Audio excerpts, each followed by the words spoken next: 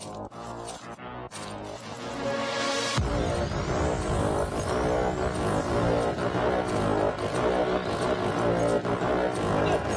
towards Foden. Foden could save and turn in. Who else? The skipper, Raheem Sterling. Mahrez has the ball, and now City have the net. Now Mahrez is in a brilliant position inside the penalty area. Mahrez 2-0. It's Mendy on the far, and Mendy's put it into the net. And Jesus to Torres, and 4 for City. Foden's clip ball is delightful. 5-0.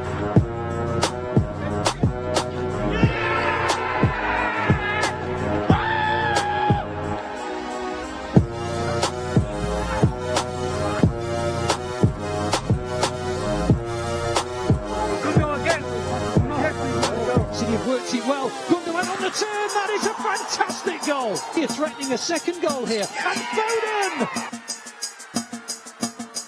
Oh, he's hit the post. And De Bruyne. And that's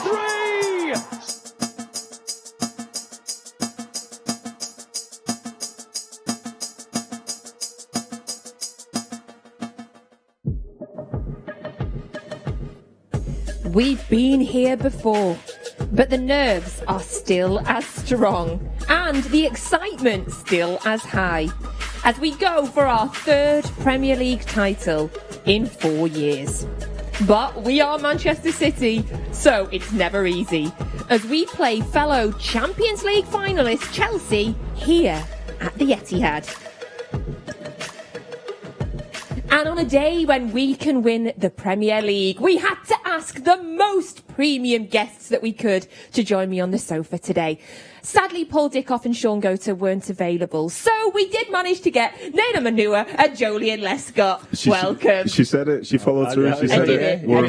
Okay. I'm only getting Joleon back because obviously he's you're so busy on other TV now, aren't you? We don't see you as much on here anymore. I've just got to spread the love. Got to spread the City love around, you know what I mean? But yeah, obviously, amazing time for the club and every channel. So the more we can promote the hard work that everyone's put in over the years, then why not?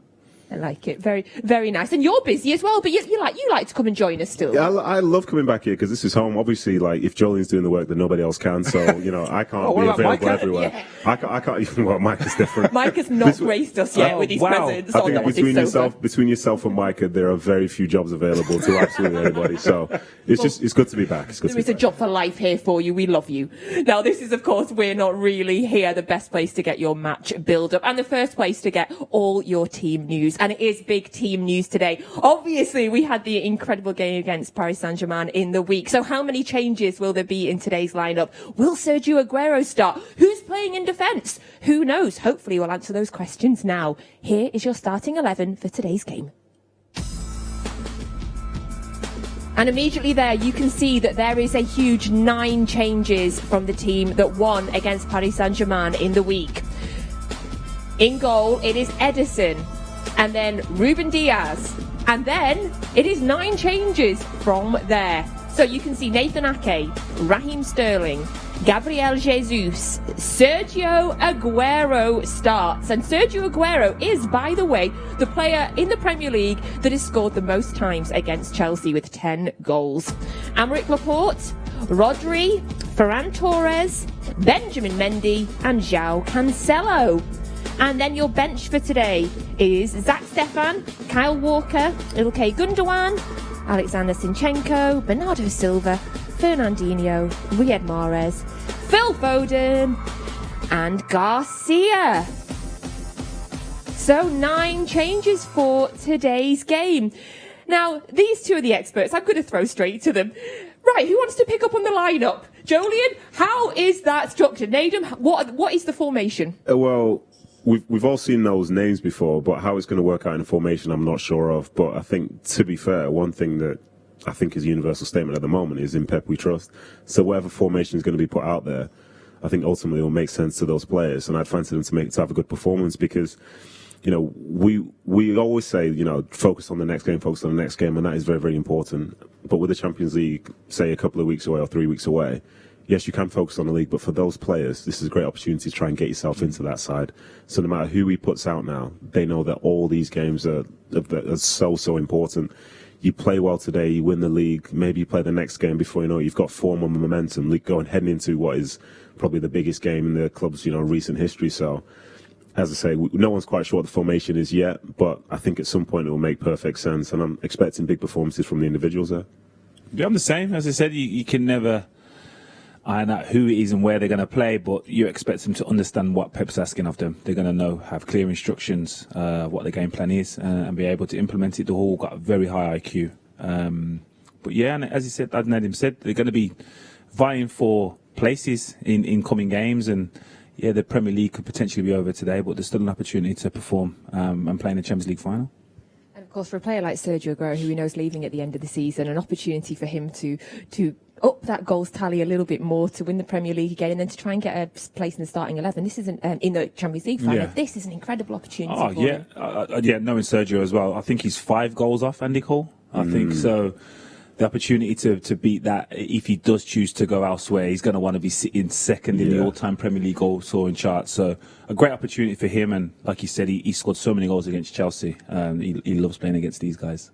Yeah, and then a couple of players that we've not seen too much of that start again. Obviously, when Fran Torres has played, I've been really impressed with him. He's not had a huge amount of opportunities. So again, this is a brilliant chance for him towards the end of the season to show what he can do. Yeah, for sure.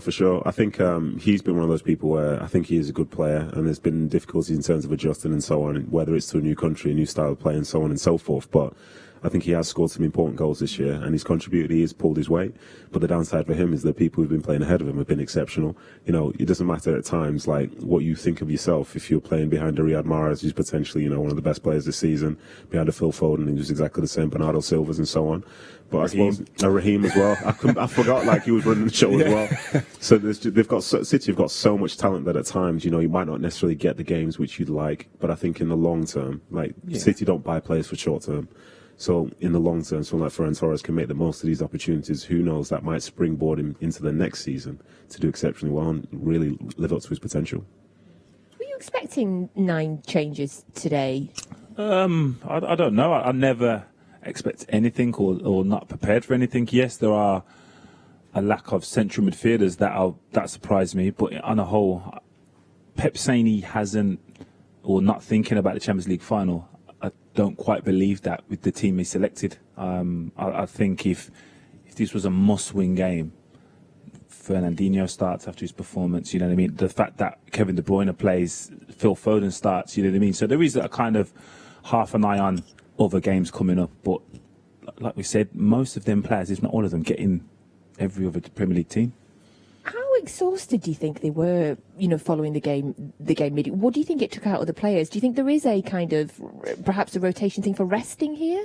I think so. But to be honest, I think the players who were in that team from Wednesday, I believe that most of those guys, if not all of them, just love playing the game as well. So I think as a professional, especially when you're playing really, really well, it doesn't feel great to miss a game. It's not a feeling you're used to be sitting on a bench or to be in the stands, because you're used to literally being available for every game. Like you look at some players and they've played 45, 50 games already this year. So it does feel strange, but you could say that they're tired, but it's football. But also, now I heard you speaking yesterday and how emotional it was for you as a fan. It will be the same for them. So emotionally drained, you will feel that as well. So that will have an impact, and also something that affects your physical output. So yeah, it will be draining, but different ways. Yeah. As we see, Kevin De Bruyne is not even on the bench, so surely that must be a have a day off, lad. Why not? You've earned it. Exactly. Yeah. Any of them could not play, and as you said, there's the fact that any one player has produced. Like we've got 6 players over 10 goals this season. That them stats are not normal. You know what I mean? And not one of them is Sergio Aguero. Yeah, I think looking at that bench as well, you do think about the fact that, say, for this game, you've got no John Stones, you've got no Kevin De Bruyne. They don't make in the bench. So for those two to come back, someone from that 20 or 18 has to miss out. Yeah, so that's when you're playing for your place. Yeah. Now you know it's real because, as I said, they start. Yeah. So the fact that they're starting means starters are going onto the bench and someone else has got to miss out. So now it's serious. So that is your team update for today. As we say, 9 changes ahead of the game today against Chelsea. We're going to go down to pitch side now, where we've got our wonderful reporter Abby to give us a quick update. Yes, hello here from the Etihad. Now, it's so weird because the last time I stood in this exact spot, it was hailing behind me. It was absolutely freezing, and we were just about to play PSG. And obviously, we all know how that one turned out. We made it through to the Champions League final. So it feels very weird being back here so soon, but also very exciting because, of course, we could be Premier League champions if we win today. And I keep telling myself to not keep saying it too much because I don't want to tempt fate, and I'm a little bit superstitious about stuff like that, so I won't keep going on about it. But it is very exciting that we could be winning another title. It's just ridiculous when you think about the season already and what we've achieved. The fact that today could be another record-breaking moment in the history and just another one for the record books is just amazing. But yeah, I wish that I could say that there was a buzzing atmosphere here right now. Unfortunately, obviously, because there's no fans, you don't have that same feel of we could potentially be winning the Premier League this afternoon. It's very, very strange. And to be honest, what I've experienced over the past few months is that the buzz doesn't really come like a normal game where there would be fans. You sort of have the buzz as the fans are coming in, as warm-ups, But for me, it's not really until the players have walked out on the pitch and all the subs on the subs bench and the backroom staff and all the medics are out, because weirdly, they are the people that create the atmosphere here. So, for instance, on Tuesday in Champions League, all the paramedics and the medics in front of me were the ones making loads of noise. The backroom staff were the ones yelling, shouting at the players, any build-up, creating a little bit of atmosphere. Subs are obviously going absolutely mental, supporting their teammates. But, yeah, so for me, there's not really a buzz just yet. Obviously, I'm excited, but I probably won't be feeling that sort of atmosphere and the magnitude of today's game until I'm sat in that press box and the referee is about to blow his whistle to start the game. So it's all pretty chilled here at the moment, and all kind of the calm before the storm, I guess. But yeah, a massive one here today, and yeah, I'm looking forward to it. So I'll throw back to you guys in the studio and see you very soon. Thank you very much, Abby. Always lovely to see Abby. She always has some great insights for us as well. Now, of course, it's the game against Chelsea today with the 5:30 kickoff. We're going to have a look now at the Chelsea starting 11 for today. We're going to see how many changes they've made ahead of the game following their victory against Real Madrid midweek. So here's the starting 11 for Chelsea. So you can see in goal it's Mendy. And then Aspilicueta, Christensen, Rudiger, James, Kante, Gilmour, Alonso, Ziyech, Wnrh and Pulisic. And on their subs bench, it's Kepa, Emerson, Livramento, Zuma, Jorginho, Havertz, Hudson-Odoi, Abraham and Giroud. Now, I'm quickly trying to look at their team from Real Madrid to work out how many changes there is, but there is some obvious ones there. So no Mason Mount, no Chilwell, and then you've got Havertz, no Thiago Silva, and Havertz drops to the bench as well. So a few changes there from Chelsea as well. What do you make of their starting 11 there, Joleon? Yeah, it's strong, very strong. I think 7, 8 of them play in the final, both of their finals that they're in. So I'm surprised, but again, it's different for Chelsea. They still not sure whether they get into the Champions League through the league position. So I understand it, but I see him in the same mold as Pep, as not disrespecting any player, any team that he's up against. He wants to win every game and picks a team to do that. Kante, I think he does the job of 2 or 3 players. So him along Gilmour is good.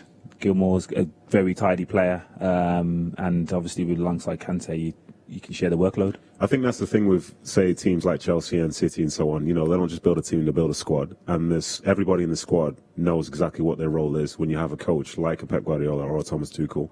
So even though they might make changes, there's still the same expectations put on those players to go and perform in the same way that other people have done in the past. So as I say, we can see changes, but like another point, each person has a role. The 8 in the City team, this is their role. The 8 in Chelsea's team, this is their role. And I think for those players there, you'll probably see a very, very similar performance to what they say maybe had in the midweek, because that is the Chelsea standard, and I think that's why they've been successful over the past few months. we'll probably be seeing a phenomenal performance from Kante then, because he was insane in the week. Goodness gracious, man. I'm always sad that Fernandinho's not playing though, because I kind of wanted to see them go head to head with each other. Just that would look uncomfortable. That just look tiring, wouldn't it? That battle. I remember when they had Ramirez there, and the first time I seen Fernandinho was for Shakhtar, and Ramirez was at that time he was running the Premier League, like kind of just up and down all the time, and he matched him. I was like, who is that? He was like, took me by surprise that someone was able to do that to Ramirez, but having seen him, Fernandinho, remarkable. To give Kante credit or whatever, like, we think of the fact that he was bought for Leicester, and he wasn't bought for Leicester as being like a huge signing, but he's earned the right to be in this spot right now, where he is a World Cup winner and somebody who's seen around the world as one of the best players. I think the fact he's got man of the match twice in those two Champions League and to have a position identified as your position, the Kante role is like crazy. That Kante role that reminds me of saying like in athletics and stuff, where someone will say, right, get on this treadmill, this is the speed that someone does a marathon at, see how long you can last for. People hop on and then 10 seconds later they're falling over. I think that'd be me trying to be Kante. And we know as well that he performed in the week while fasting, following his his religious beliefs as well. I don't even know how you perform to that level while fasting. It's insane.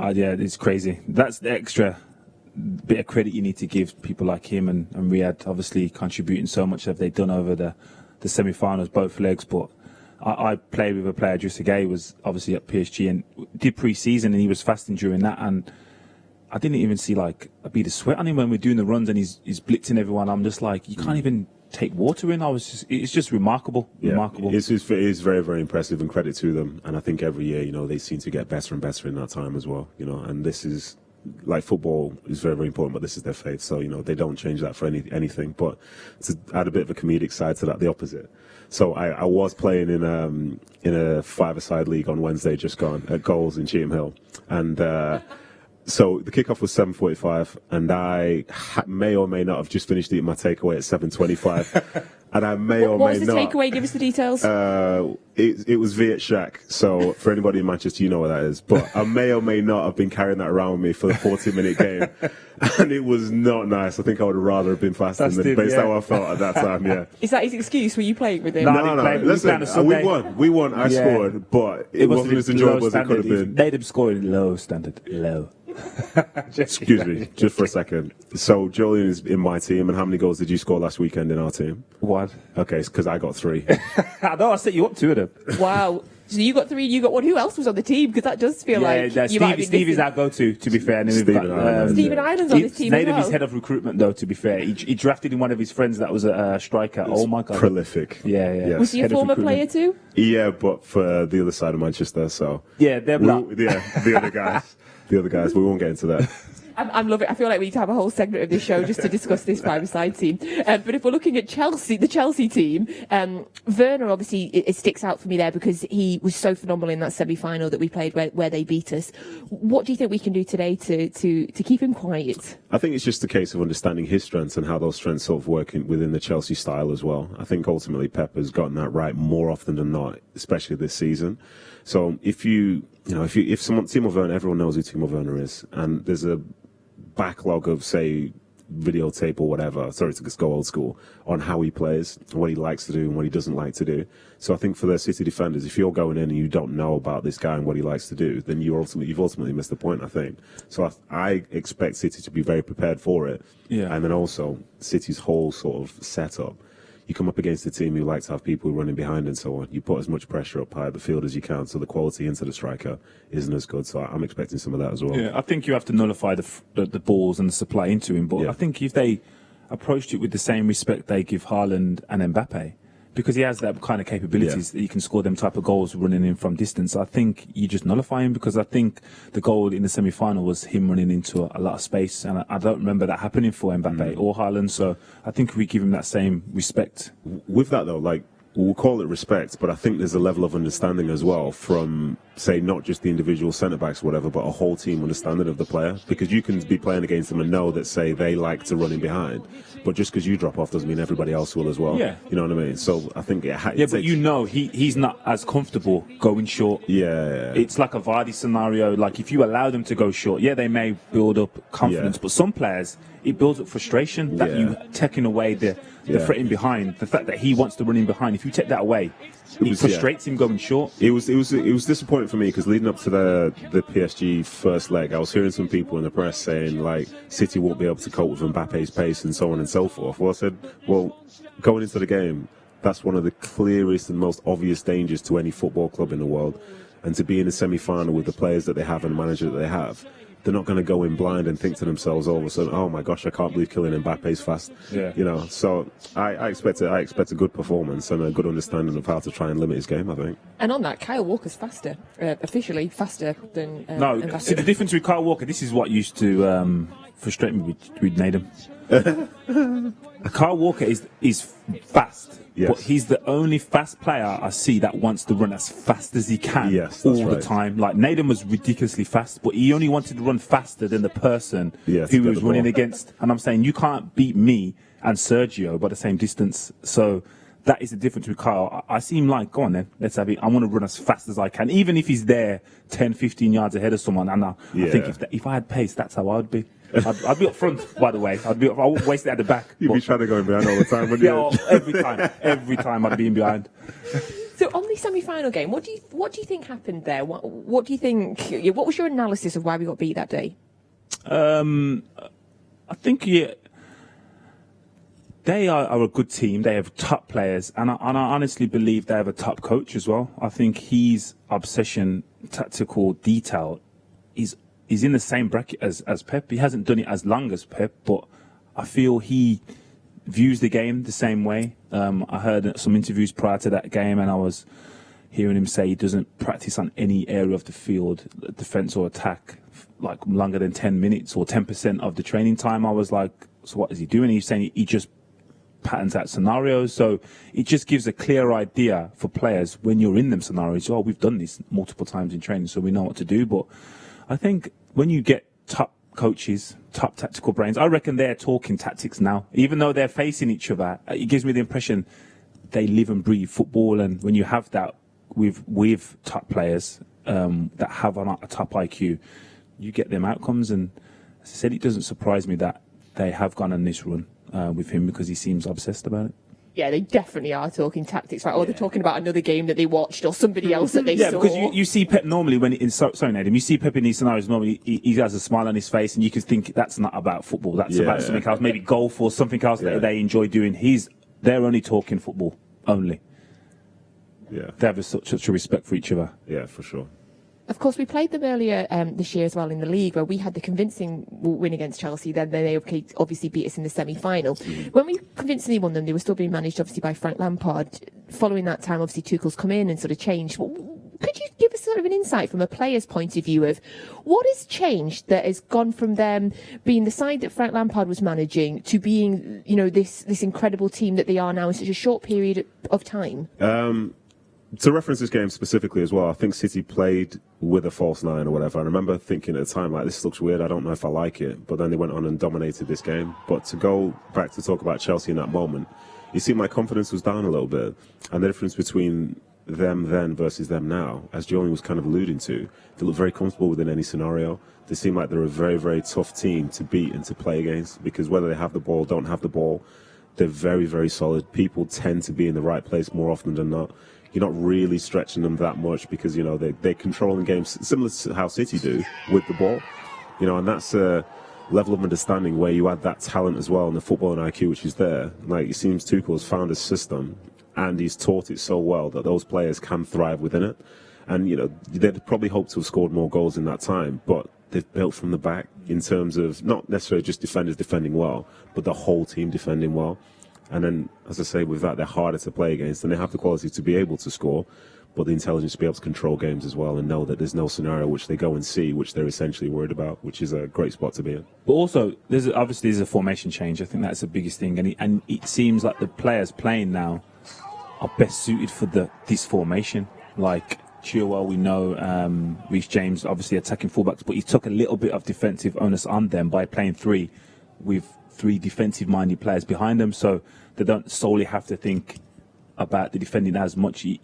They can worry or focus a bit more on attack. So I think he's recognised the personnel there is suited for this formation that he's playing, and the players are thriving. The fact that he's brought in players that was nowhere near the team, Rudiger, Aspilicueta, Alonso, they weren't near the first team when Frank was there. So he's obviously recognised, no, they have something to prove or something to give, and he's brought them in. You know what, as well, I do like a three at the back, you know. When I was playing, I used to love that. But the thing is, it was always hard finding wing-backs who wanted to do it, because they always just say, oh, it's too much running for me, it's too much running for me. But if you get it right, you are like Chelsea, because you can maybe afford to be less cautious in attack, knowing you've got security of three defending defenders back there. And that, you know, for me, that is the definition of building from the back. You find the right formation for those players, and you can thrive. And, you know, you can maybe a bit more front foot with everything that you do, whether it's pressing, whether it's, say, going and getting involved in the attack. Because, as I say, you have a level of security there and aggressive players at the back who are looking to win the ball and start controlling the game again. What was it about a back three that you liked specifically? Yeah. It's just everything. Like, you can have a back three and you can still have two strikers, so you can be positive that way. But you can also have a back three and know that when you are in attack, you've got people. If you assume that you're playing in the centre, you've got people either side of you who can defend and want to defend.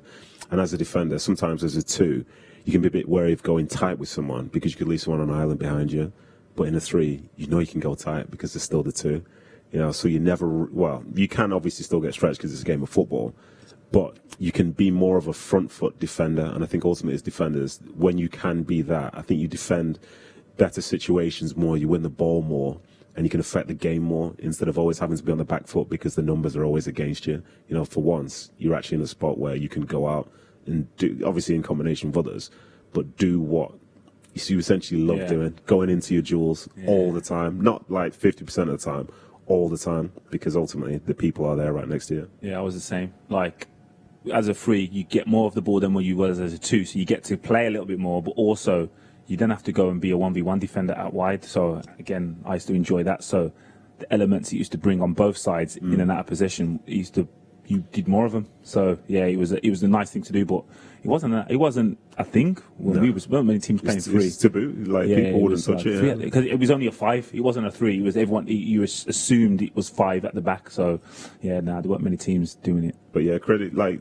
in terms of attack, it's a great spot as well, because I think even when teams play with a four, they'll split the two centre-backs and maybe drop someone in, so it turns into a three anyway with the ball. So then when you actually have three people there and you can move and control it, and those three people, like, as we've kind of seen with City when they would adopt a sort of a three, the three players don't have to be the best players on the ball, but they have to understand that they need to want the ball and be an option for the person on the ball and essentially move the ball to the right places. City's back line, for as good as they are on the ball, you're not asking them to hit a 60-yard diagonal through ball for someone. Unless you're Edison. Well, exactly. The guy behind you will do that. Then he could just do that. Exactly. Club a lang, just bang it over the top. Just a one yard run up and 60-yard ball. Press, okay. Yeah, exactly. Let's remove that press. That's the thing. It's the personality to want to receive the ball and the understanding to know what the right passes are and the right people around you. And before you know it, you can move the team side to side before going bang. Here you go, Rodri. Here you go, Gundogan. Bang, bang, bang. Before you know it, there's a goal. Love this insight. Thank you so much. And who knows, maybe we're playing with a back three today. We're not totally sure. We'll spend the first 5 minutes. Could be 3, could be 4, could be 5, could be 6. I don't know. Yeah. We'll soon find out. Well, somebody that might know, well, hopefully he knows where he's playing and he could tell us, is Benjamin Mendy. Benjamin, you can hear the fans outside. What does it feel like for you as a player to be just 3 points from the Premier League title? It feels so good. I think we did well on the Premier League, and we all miss the fan in the stadium. They give a lot of support from outside. We can hear them, and today we need to win this game for being champion. Of course, you face Chelsea in the Champions League final. How much has the manager said to the players today? That means absolutely nothing. Forget it. Yeah, today we need to be focused on the league. After it's gonna be another game, but we have time for prepare this game, and we are just focused on the league game today against Chelsea. As we said, you're so close, but just how tough an opponent is Chelsea? Yeah, it's gonna be a tough game. We play against them in a cup in Wembley. I think the team we good. We work on the video, on everything. So today we're gonna fight for all the club, the supporters. Sorry, and what I said before, to try to be champion today. Thanks for your time and all the best to you. Thank you. Cheers. Bye. Pep, you just shared a lovely moment with Thomas Tuchel. give us an idea of what you were talking about? I'm sure that May the 29th came up. Yeah, he gave me the tactics for the final Champions League. Now I know it, everything. No, yeah, we have a long relation from Munich. When I was in Munich, he was there in Dortmund in Mainz, and yeah, good guy. Tell us about the challenge of, after that fantastic achievement in midweek, this club's first Champions League final, to focusing your players on today's game, where of course potentially we have done all the season. We play FA Cup and the semi-finals. We play Carabao Cup final. We play Champions League final. We have the Premier League. So we change competitions. Like is approach this game. What do you have to do to try to beat them? To play as good as possible and try to finish the Premier League winning today. If just in case could not be possible, okay. We have 6 days to prepare the game in Newcastle. You've always said you have excellent quality throughout your squad, no matter who plays. 9 changes from midweek. Was it about as much resting minds as well as bodies? No. The players don't believe me, but we arrive here all together.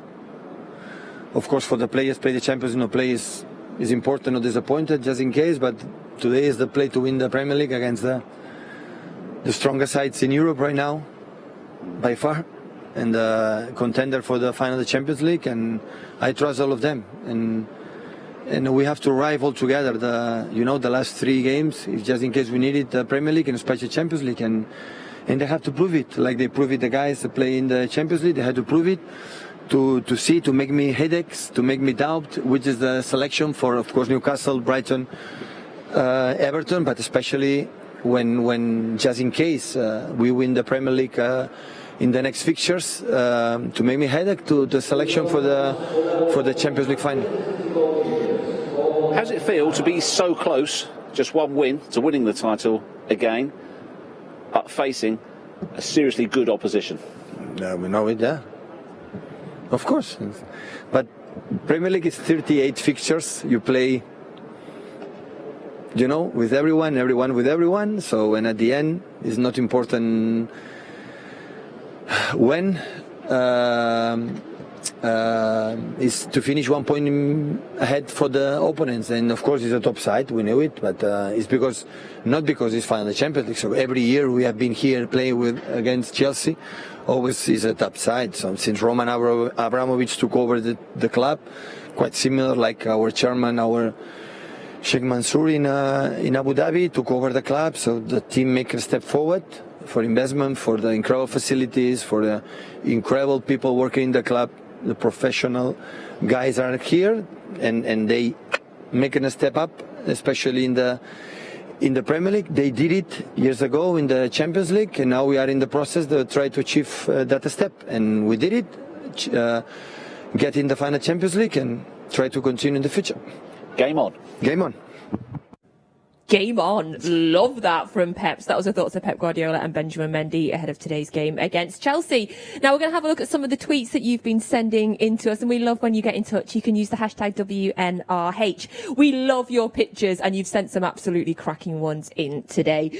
So Wiglanta on Twitter says, "Come on, City," and he's put a video in there of what I think is them on the pitch. Naughty, understandable. Last time we won the league, so lovely. Thank you for sending that in. And then the next image, Pete, I love this, and it says, "Today is going to be the day that we're going to throw it back to you." Now I think this is an image of Pep as Liam Gallagher singing that song, and it's brilliant. I love it, Pep and Pete. The next tweet there is from Stephen Summit, who said, "Samuel said, 'Come on, City, let's get the title wrapped up today.'" And that it looks like a picture of Samuel in the stadium underneath the Manchester B. I love that one as well. Thank you. Come on, Samuel. And then Carl Sproston. Hiya, Carl. You're always sending your pictures and we love hearing from you. Says, "Come on, Super City, let's get the job done now so that we can fully focus on the Champions League." And that is Carl in his shirt. And I can see a flag in the background. And then I'm going to say, is that a Sergio Aguero picture? And without zooming in, I can't see, but it's a signed picture of somebody. And then Matthew Hood said, "I said maybe." Look, there's a theme going on today, and that is a picture of Matthew and his dog. Love pictures of dogs. Always send picture of your dog. Tom Doyle, I don't think that is Tommy Doyle. I just think it's someone called Tom Doyle. It said, all set for today's game. Come on, City. And that is a lot of signed framed shirts in his living room there. Loving that. And then Imran says, come on, City. Let's seal the Premier League trophy today in style. Yes, Imran. Daniel says, hopefully today's the day in his City shirt. And Thomas said, Irish Blues. And he's there in his City shirt as well. So thank you so much for sending your pictures and keep them coming. Hashtag WNRH. So that's the thoughts on social media today. Of course, it is Chelsea 5:30, and we've had some cracking games against Chelsea over the years. You know, when we get guests in, we like to try and find a game that they played against the team we're playing. And Joleon, apparently we found a cracker today for you. So this goes back to 2010. Now, you were here then, so I'm thinking maybe you were injured. No, I was sitting upon the bench watching Joleon, because he did come in to replace me, but we don't need to talk about that. I've not replaced you. I play with you. No, we did play. I'm just poking fun. But it was a very good moment, that one. It was a very, very good moment. Please carry on. And now you play together on your five-a-side team regularly, so no one's replacing. It's just a dream. That's what you were hoping for all along. So let's have a look at this game. 2010. It was a really memorable game. Wait till you see the highlights. You'll remember it. So there's Wayne Bridge, and if I recall, he didn't shake John Terry's hand that day, but we will not go into the reasons why. And you can see there's Craig Bellamy, Carlos Tevez. What's your instant memories of this game, Joleon? Just like the focus on it being around Bridgie and kind of how it brought us together, because we knew what it meant to him and how he felt disrespected. But also, at this stage, we wasn't like dominating possession. We had this guy who was up to no good. He used to carry us on his back for a while. Like we could just defend as a back eight and just get it up to Carlos, and he would close down, hold back fours, and then also Bellas as well. Let's not forget what he was about. We were differently exciting then, I would say. We were just believed in what we was brought in to do, and then everyone was contributing. We're probably winning games in a more exciting style in terms of like 4-3, 4-2, just outscoring teams willy-nilly. But yeah, no, it was great for me, obviously coming in and just working with top players. Go on, Joel, top class. Top class. Joe Cole, good friend as well, Joe, to be fair. But yeah, no, as I said, I was brought in, and then because a lot of us were brought in at the same time, it just made us all bond together. And again, I've spoken about it numerous times. Everyone else from outside of the club assumed we were brought in for the wrong reasons, where this was just... Who have you pushed over there? Yeah. It was us. Allegedly, that's the Drugzilla. Drugzilla? Couldn't have been. I want to see that again. That's the Drugzilla. It couldn't have been. Godzilla. Couldn't have been Drugzilla. That might need to get posted. That might there. So happens when you're ready to the brick walls. That's a joy to watch. You need a full-on gif of that you could just use all the time. Post that, I'm going to repost that. He got the better of me a few times, but yeah, I'm going to use that. Do you know the thing about this sort of iteration of the City team was, yeah, we were on the rise and so on, but we wouldn't control games in the same way that some of those traditional big fours and teams kind of could. So whenever we played in a game against teams that were below us, we would control games a bit more. But then in sort of instances like this, I even found when they went down to 10 men, Chelsea still had a lot of the ball. They still had chances and stuff like this.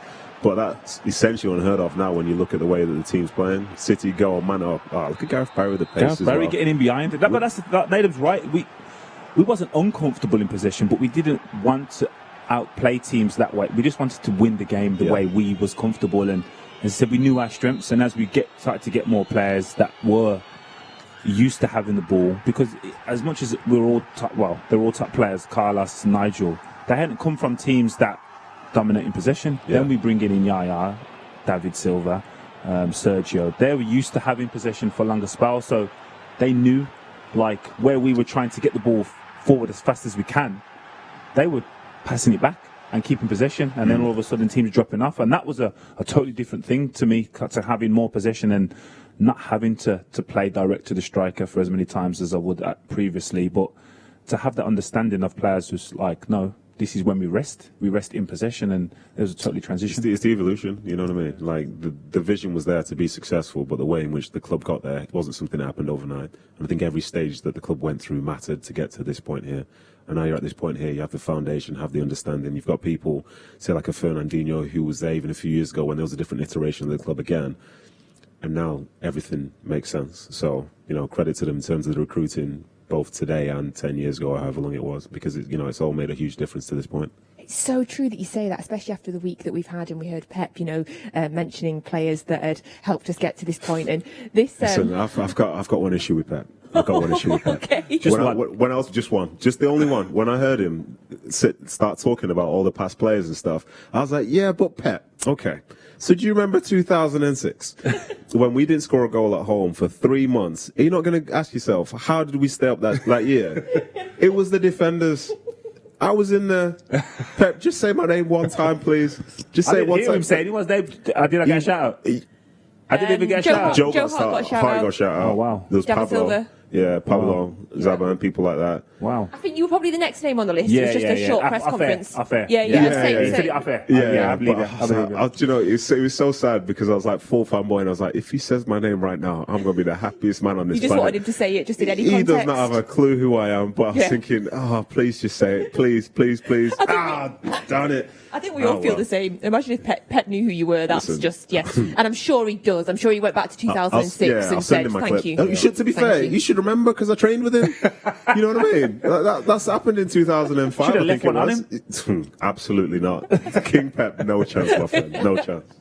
But of course, that game that we just watched there, that felt like the start of the transition. Players like Joleon, like Tevez, you've seen Sean Wright-Phillips in there, Nigel de Jong. I think in this week especially, it makes me quite emotional looking back at these games. And I think that's because of just how emotional I've been this week with that PSG game, because it really was, you used the word evolution there, Nedum, and I thought it's a beautiful way to describe it, from where we were in 2010 looking onto that game and the progress that we've made to be to this point now. It does feel like an evolution. Oh, 100%. And when I was joining the club, spoke to the chairman, and he painted this picture of how it's happened. And as a player joining the club, I'm like, sounds amazing. But in reality, I'm thinking, I'm not sure it's going to work that way. No one else has really done that, to be fair. But it's literally to the day, even before now, I'm thinking it's happened sooner than you predicted. Yeah. So it's like he'd seen it all, so he knew exactly what they were doing. So it wasn't just a case of, let's just assemble a group of players and win. It was like, no, we're going to sustain this kind of level of excellence, and to finish since 2012 we haven't finished lower than second is ridiculous. Yeah. Like, we are the main contenders every season. If you finish above City, you win the league. To say that is remarkable, and there's a lot of people that deserve a lot of credit for that. It's not just the current players, not just us. There's a lot of backroom staff that everyone's played a part, because the club now is a different stratosphere to when, say, Nedum was younger. When I joined, it was Carrington with 50 members of staff, and you knew everyone. And now to still maintain that level and expand the way it has, there's a lot of people that deserve a lot of credit. I think to talk about that from a separate experience as well. I went to Queen's Park Rangers, and money came into the club, and they had ambitions to be very, very successful. But the difference there was that they built here at City, they built an infrastructure from the get-go. Certain people have left, and that's unfortunately just part of, say, the world itself. But lots of people stayed, and they built and they built and they built without the expectation that it has to happen this year. Has to happen this year. City. I feel like City have been continually getting better, even if it wasn't a case of they made the semi-final in year 4 of the Champions League, or they got to 100 points this time.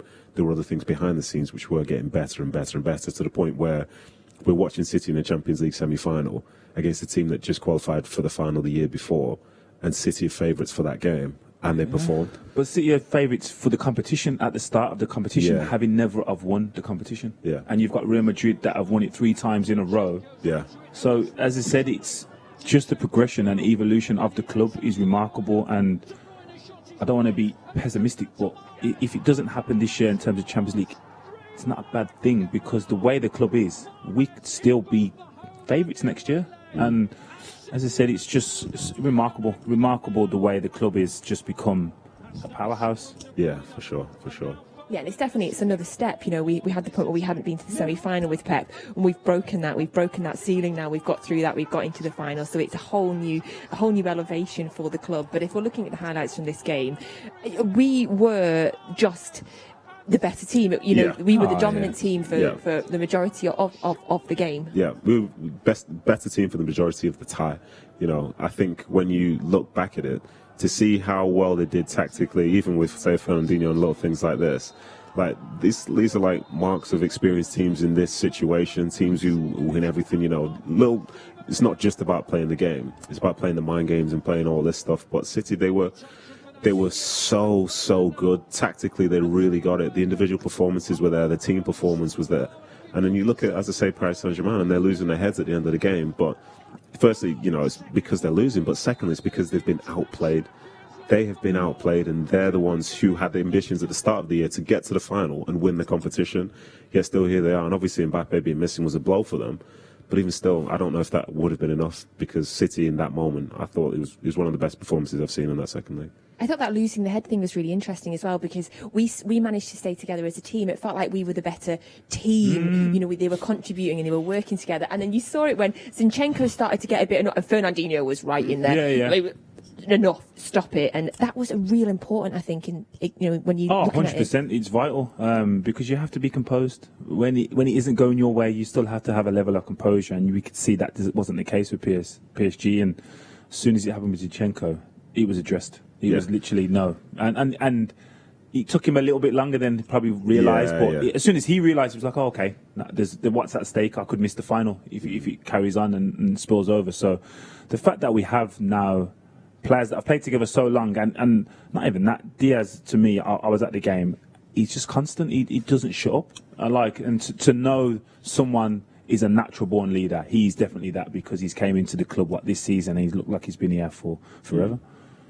Now, talking to Ruben Diaz, that was impeccable, Joleon. It's like you knew I wanted to just segue. There we go. Because we can announce the top 3 players in our Player of the Season vote. Now, 95,000 votes were cast, the most that we've ever had at this point of the vote, and that does get us down to the top 3. Now, I would like to say as well that there was only 1,000 votes between the player that was in third and 2 players that didn't quite make it. Now, I don't want to ruin the suspense. So the top 3 players nominated for this year's Player of the Season are, and it is Ruben Diaz, Ilkay Gundogan, and Riyad Mahrez.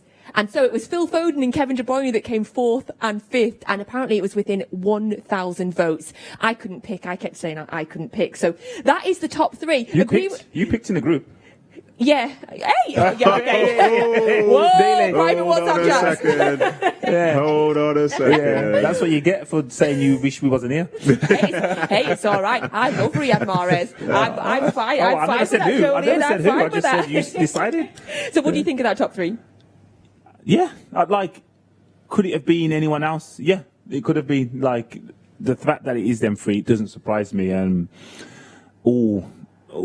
All like exceptionally talented, all very consistent, and I think that is going to be the defining factor for me, or should be the defining factor. Is they've all played well. Who's played to the maximum for the longest period of time, and them 3 there are 3 names that I would have picked. I think when Kevin De Bruyne came out and Ilkay stepped up, I think he took everyone by surprise. I think he outscored anyone in the Premier League in that period. So to see that as the manager did is remarkable, and for him to execute as well. So any of these players, like you mentioned, Phil and KDB, and last season we were missing David Silva, and now to see Phil Foden in contention of Player of the Year, remarkable. Now, as a centre-back, start by talking us through Diaz.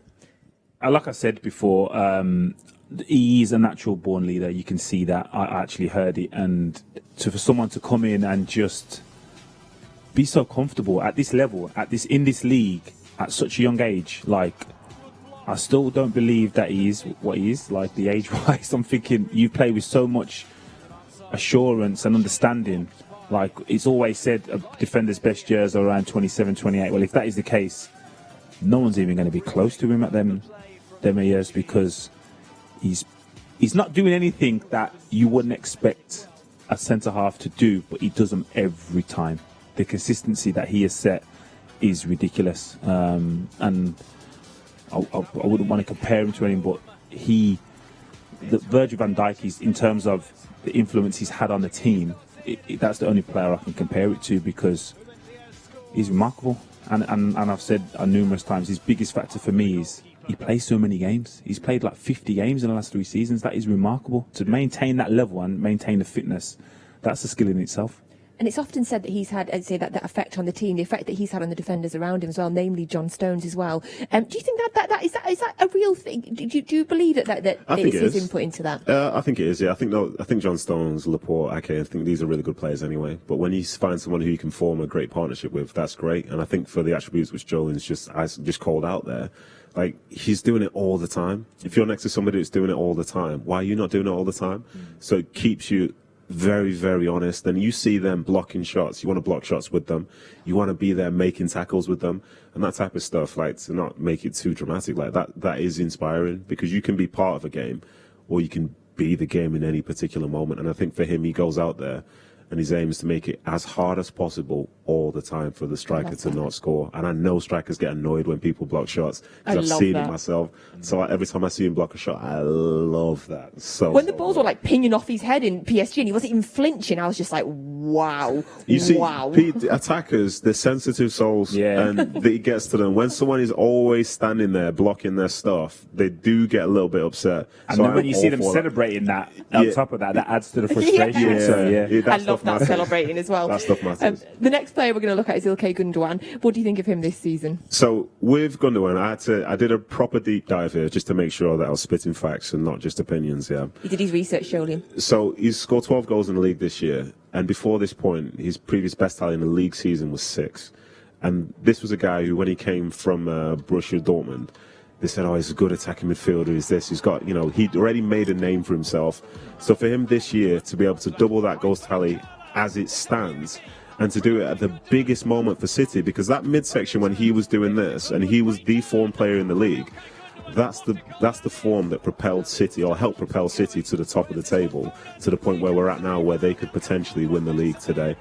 And it was the way in which he did it. He's still involved in the general play and so on and so forth, but he was taking more chances, getting himself up there. And this one here, Jules, I think we watched this together. Deary me. If you're not in the top 3 just for this alone, like that stuff there. That is literally taking souls. Yeah, like that stuff there is incredible. But here's one native here, and I don't want to sound disrespectful, but if you look at him, say, technically very good, but you would say there's better technicians. Physically, you would say there's better athletes in the team.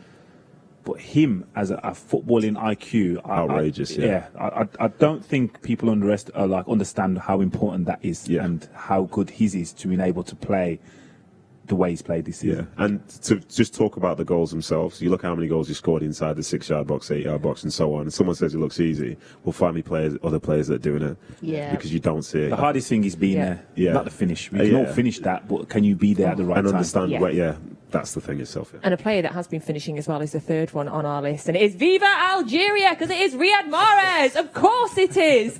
And wow, his highlights reel could have been huge, but let's have a look at some of his best moments of the season. Everybody knows how much I adore Riyad Mahrez, and of course he stepped up in the Champions League semi-finals, the biggest games of the season, to score some absolutely beautiful goals. You love him as much as I do, Joleon. Oh, massive. He is one of my favourites, because he's different to the rest of the front line in the fact that he wants to go past someone, he wants to sit you down, he wants to expose you, and I always think it's different with a left-footed player as well. Probably because I was not one like him, but it just looks a little bit more cultured to me. But again, in terms of a talent, he has it all. And I'll go as far as to say he has one of the best touches I've seen.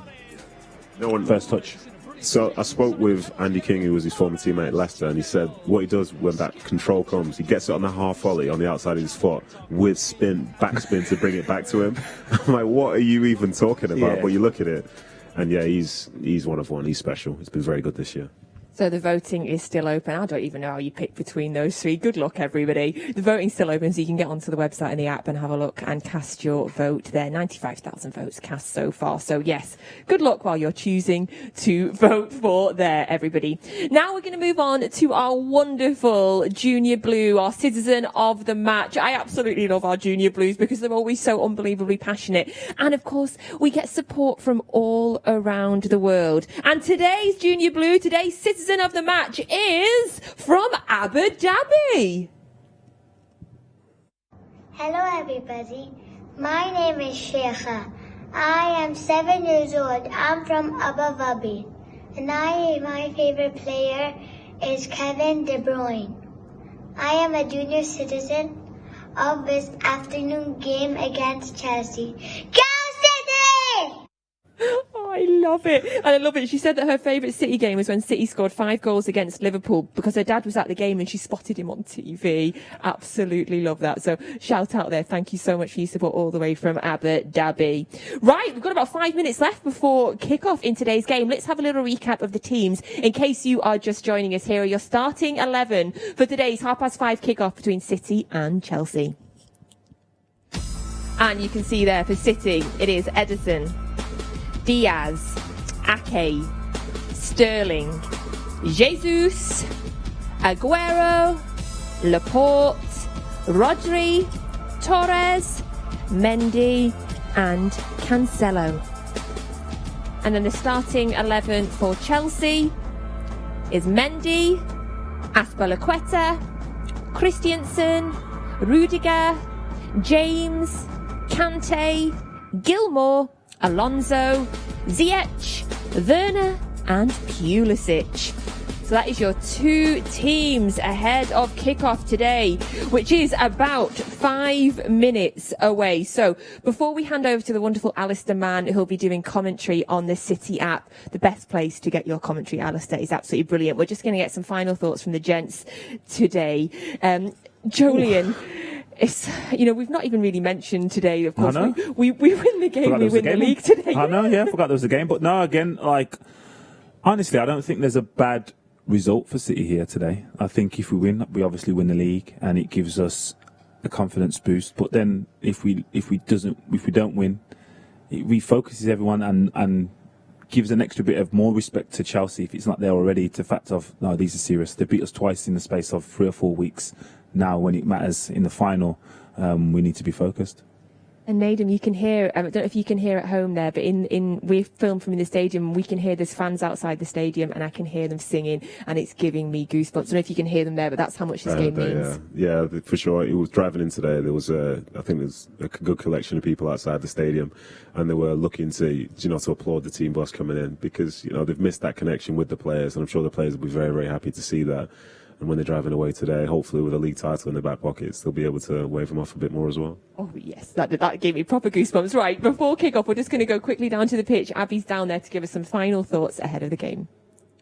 Yes, hello, back here from the Etihad. Now, as I was talking about that buzz earlier, obviously I was saying it's really hard to get that feeling of the anticipation of the game when there aren't fans here, but it's starting to lift a little bit now. It's still quite chilled out, but with the warm-ups, as I'm sure you can hear, the tunes are blaring out, and there is sort of that feeling of there is a game coming, and it's a big one. So, starting to get that feeling here now, and I'm very excited for this one, especially after just seeing the warm-up down there, and obviously we're only a few moments away from kick-off too. Been looking at the team news as well, so 9 changes. I know obviously we were going to expect to see quite a few changes after our midweek Champions League game, but also there's a factor in that this is basically a dress rehearsal for the Champions League final. So obviously there's going to have to be some changes there, because probably from both sides, because you're not going to want to leave any guessing as to what is going to be happening in that final. But obviously, couple of weeks for that, so let's just push that to the back of our minds and keep excited and not worry about that and focus on today. So yes, not long till kick-off. I'm hoping next time I see you guys, I will not have been smacked in the head by a football, and we will be Premier League champions. But yes, back to you guys in the studio. Thank you so much, Abby. Yes, we hope that too. So kickoff is just a few minutes away now. So you want to get commentary if you're not watching live on television, or if you are watching live on television, mute it and put the commentary on that you can get from Alistair Mann on the City app. It is the best place to get your commentary ahead of today's game. And I think he's joined by Michael Brown today as well. We'll be back here at half time and then straight away at full time. At half time, hopefully we're talking about some City goals, and obviously at full time, hopefully we are celebrating. Come and celebrate with us at full time if we win the game. Right, fingers crossed, Blues. Enjoy the game and we'll see you at half time.